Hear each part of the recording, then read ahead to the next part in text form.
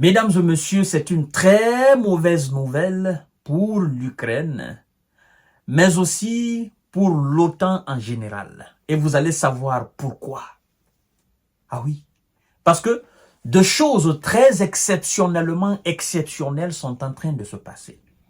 Vous savez que l'Allemagne d'Olaf Scholz est le deuxième plus gros fournisseur d'armes à l'Ukraine. Oui, après les États-Unis d'Amérique. Et donc, M. Olaf Scholz est plus que importantissime aux yeux de M. Volodymyr Zelensky.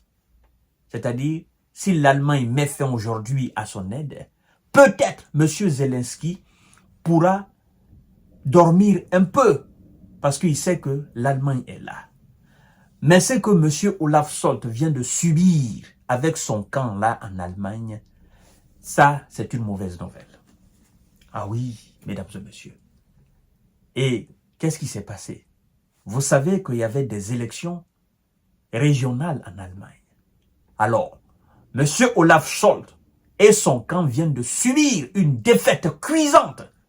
C'est une débâcle, mesdames et messieurs, terrible à l'est de l'Allemagne pour le camp de M. Olaf Scholz. Nous allons voir en profondeur tout à l'heure qu'est-ce qui s'est passé, quels sont les partis qui se plaçaient et qu'est-ce qui s'est passé pour que Olaf Scholz soit comme ça désavoué complètement par les Allemands. Partagez la vidéo dans tous les groupes possibles. Je vous ai dit, l'information où qu'elle soit, j'irai la chercher pour vous la diffuser et la décortiquer. Et donc, je compte sur vous aussi pour partager les différentes éditions d'informations et liker la vidéo, activer la cloche de notification pour ne plus rater mes émissions, mesdames et messieurs. C'est très important. Nous sommes à un moment très crucial de cette situation. À l'image donc de M. Robert Fico. Robert Fico, voilà. F-I-C-O. Robert Fico. Le premier ministre de la Slovaquie. Vous savez, Robert Fico, le mot d'ordre de sa campagne était « Stop » au fournissement d'armes et aux munitions à l'Ukraine. Votez pour moi les Slovaques. La priorité reste la Slovaquie. Nous n'allons pas laisser la Slovaquie comme ça là et puis prendre de l'argent, acheter des munitions données à l'Ukraine. Il est allé jusqu'à qualifier l'Ukraine d'une tragédie.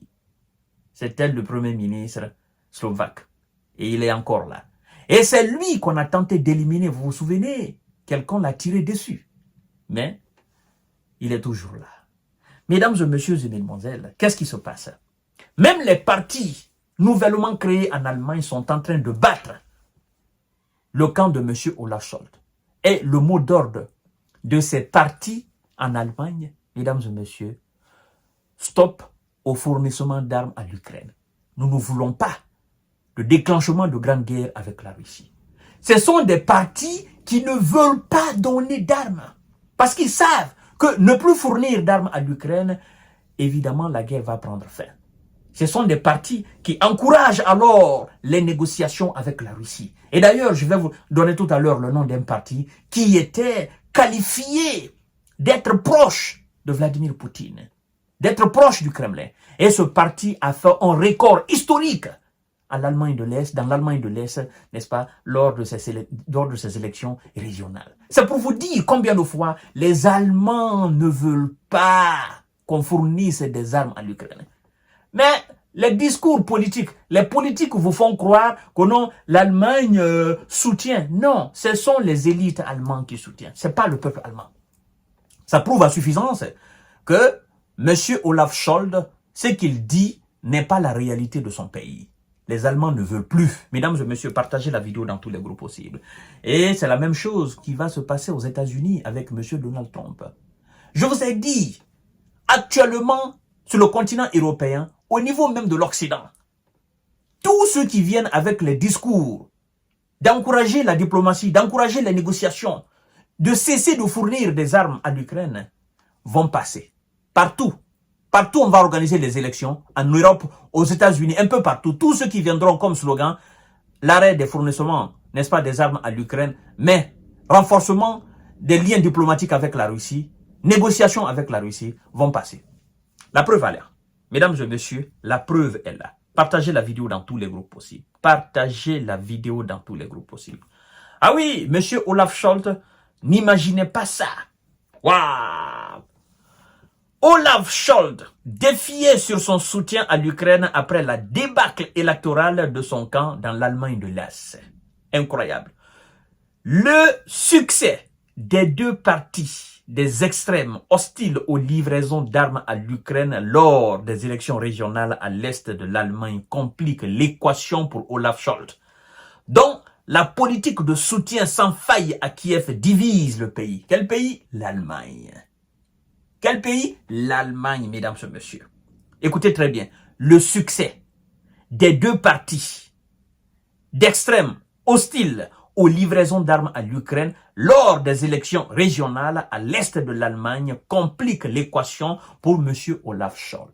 Si ces partis ne faisaient pas de succès par le passé, à cause de leurs caractéristiques et de leur structure, de leurs conditions d'extrême, ben écoutez, ces deux partis viennent de faire le score. Ils viennent de faire tomber le parti de M. Olaf Scholz. Parce que ces deux partis disent, bon, si nous continuons à fournir, si vous voyez que l'Ukraine tient encore, c'est parce que nous fournissons des armes. Mais nous voulons remplacer les armes par les idées. Nous voulons remplacer les armes par la diplomatie, par la puissance de la négociation. Nous ne voulons plus fournir des armes. Votez pour nous et vous allez voir que la guerre va s'arrêter. Ouais, mesdames et messieurs, c'est fort. Alors,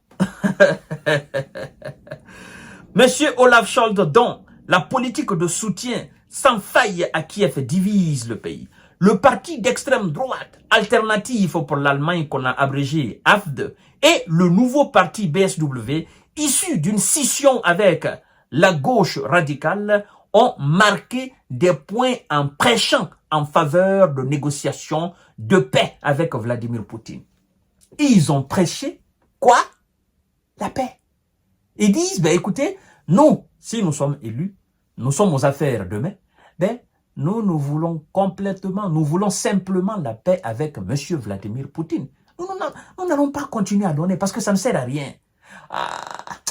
Ils sont en train de donner raison à ce député allemand en 2022 qui a dit à chaque fois que nos ancêtres ont essayé d'envoyer des armes en Russie, la Russie, par fini, s'est retrouvée à Berlin. Il a dit, nous sommes obligés, nous, députés allemands d'aujourd'hui, de passer devant deux chars historiques russes pour venir à ce parlement allemand. Il dit donc, arrêtez.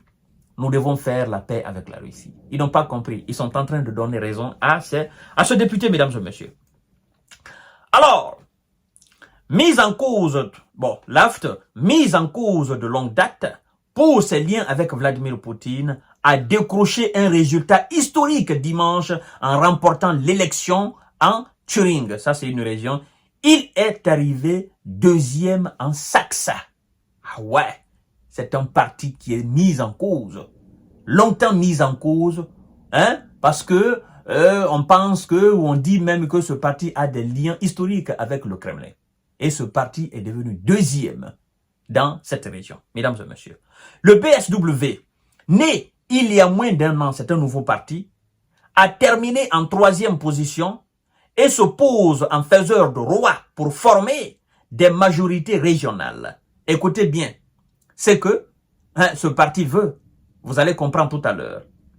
Alors, mesdames et messieurs, en faiseur de roi pour former des majorités régionales. La moitié des gens en Allemagne ont peur d'être embarqués dans une grande guerre, a assuré lundi Sarah, qui est chef du BSW.